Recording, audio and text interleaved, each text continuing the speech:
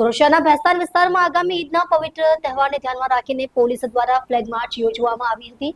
સંવેદનશીલ વિસ્તારોમાં શાંતિ અને કાયદો વ્યવસ્થા જાળવવાના હેતુસર આ માર્ચનું આયોજન કરવામાં આવ્યું હતું. ઉચ્ચ અધિકારીઓના માર્ગદર્શન હેઠળ યોજાયેલી આ ફ્લેગ માર્ચ દરમિયાન પોલીસ દળે વિસ્તારનો રાઉન્ડ લઈ લોકોને સુરક્ષાની ખાતરી આપી હતી. આ ફ્લેગ માર્ચનો મુખ્ય ઉદ્દેશ્ય આગામી તહેવારોની સિઝનમાં કોઈ પણ પ્રકારની અનિચ્છનીય ઘટના ન બને અને વિસ્તારમાં શાંતિ અને સલામતીનો માહોલ સ્થાપિત રહે તે સુનિશ્ચિત કરવાનો હતો. પોલીસ દળના વરિષ્ઠ અધિકારીઓના માર્ગદર્શન હેઠળ કાઢવામાં આવેલી આ રેલીમાં મોટી સંખ્યામાં પોલીસ કર્મચારીઓએ ભાગ લીધો હતો.